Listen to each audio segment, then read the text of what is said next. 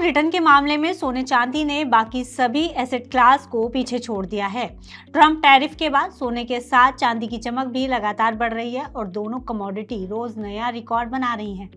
ऐसे में जहां निवेशकों को शेयर बाजार से भारी निराशा हाथ लगी है, वहीं निवेशक सोने में निवेश करके चांदी काट रहे हैं। इस साल जिसने भी सोने चांदी में निवेश किया है वो माला माल हुआ है, क्योंकि दोनों ही मेटल्स ने जबरदस्त रिटर्न दिया है और उम्मीद है कि आगे भी यही ट्रेंड बरकरार रह सकता है। आइए जानते हैं सोने चांदी ने शेयर बाजार के मुकाबले इस साल कितना रिटर्न दिया है और आगे ये ट्रेंड कब तक रहने की उम्मीद है। नमस्कार, मैं हूं गुंजन मित्तल और आप देख रहे हैं मनी 9। सोचिए, अगर आपने इस साल की शुरुआत में ही सोने में अगर 1 लाख रुपया निवेश किया होता तो आज उस 1 लाख रुपए की कीमत 1,45,000 रुपए हो गई होती, क्योंकि इस साल सोने ने करीब 45% और चांदी ने करीब 50% का शानदार रिटर्न अपने निवेशकों को दिया है। मल्टी कमोडिटी एक्सचेंज यानी MCX पर आज लगातार दूसरे दिन भी सोने की कीमतों में उछाल देखने को मिला। यह 292 रुपए बढ़त के साथ 1,12,522 रुपए प्रति 10 ग्राम पर कारोबार करता नजर आया। हालांकि रिकॉर्ड हाई पर चल रही चांदी की रफ्तार पर 23 सितंबर को थोड़ा ब्रेक लग गया। चांदी 80 रुपए की मामूली गिरावट के साथ 1,33,500 रुपए पर कारोबार करती हुई नजर आई। बावजूद इसके सोने चांदी की कीमतों में उतार चढ़ाव कायम है और एक्सपर्ट्स इसमें और बढ़ोतरी की गुंजाइश देख रहे हैं।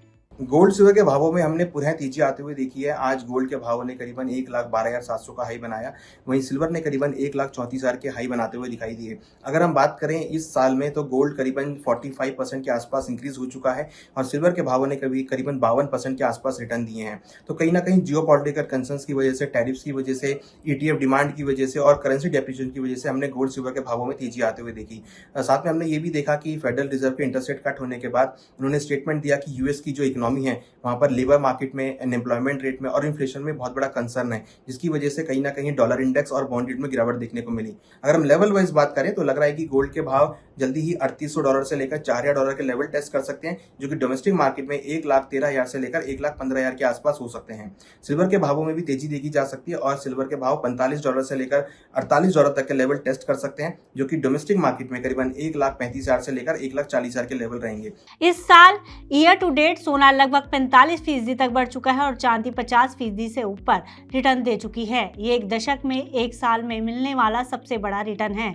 वहीं निफ्टी 50 के ईयर टू डेट आंकड़ों के अनुसार शेयर बाजार ने इस साल अब तक लगभग 5 से 7% का रिटर्न ही दिया है। वहीं एक्सपर्ट्स मान रहे हैं कि सोने और चांदी में मौजूदा रुझान कायम रहता है तो दिवाली तक सोने की कीमतें 1,35,000 से लेकर 1,40,000 रुपए प्रति 10 ग्राम और चांदी की कीमतें भी 1,35,000 रुपए से लेकर 1,40,000 रुपए प्रति किलो तक पहुंचने के आसार हैं। यानी साफ है कि दिवाली के मौके पर रिटर्न और ज्यादा बढ़ने की उम्मीद जताई जा रही है। लेकिन आने वाले त्योहारी सीजन की वजह से डिमांड, वॉल्यूम और कीमतें दोनों अलग अलग तरह से प्रभावित हो सकती हैं। ऐसे में कौन से कारण हैं जो सोना चांदी की कीमतों को बढ़ाने में मदद कर रहे हैं? तो आपको बता दें कि इसमें सबसे पहली वजह है अमेरिकी ब्याज दरों में कटौती। फेडरल रिजर्व अपनी इस महीने हुई बैठक में साफ कर चुका है कि वो इस साल 2 रेट कट और कर सकता है। दरअसल जब सेंट्रल बैंक ब्याज दरों में कटौती करता है तो माना जाता है कि इकोनॉमी पटरी पर नहीं है। ऐसे में निवेशक शेयर बाजार की जगह सोने चांदी में निवेश करते हैं। ऐसे में रेट कट इसकी कीमतों को बढ़ाने का एक बड़ा ड्राइवर साबित हो सकता है।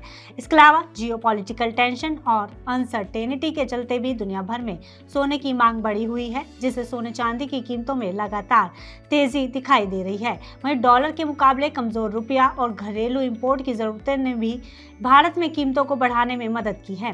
चांदी के इंपोर्ट में भी तेजी आई है। चांदी के इंपोर्ट बढ़े हैं और लोकल इन्वेस्टमेंट डिमांड भी तेज हुई है, जिसके चलते चांदी की कीमतों में भी तेजी बनी हुई है।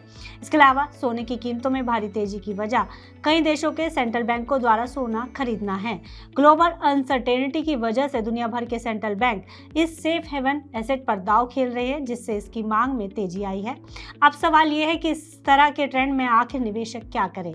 ऐसे में एक्सपर्ट्स मान रहे हैं कि फिलहाल यही ट्रेंड आगे भी बने रहने की उम्मीद जताई जा सकती है। ऐसे में एक्सपर्ट्स का सुझाव है कि पुराने निवेशकों को नया निवेश करने में थोड़ी सावधानी बरतनी चाहिए। बड़े पैमाने पर निवेश ना करें और फिलहाल होल्ड करने पर ही विचार करें।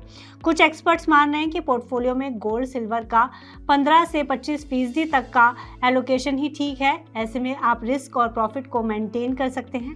इसके अलावा त्योहारों पर बढ़ती कीमतों को देखकर बड़े बड़े निवेश के बजाय SIP, EMI बेस्ड या गोल्ड ETF जैसे विकल्प को ही चुनें। ICICI प्रूडेंशियल म्यूचुअल फंड के chief investment strategist S Naren ने निवेशकों को चेतावनी देते हुए कहा है कि फिलहाल इस तेजी में सोने चांदी के पीछे भागना नुकसानदायक हो सकता है, खासकर तब जब इनकी कीमतें पहले ही काफी ज्यादा बढ़ चुकी हैं।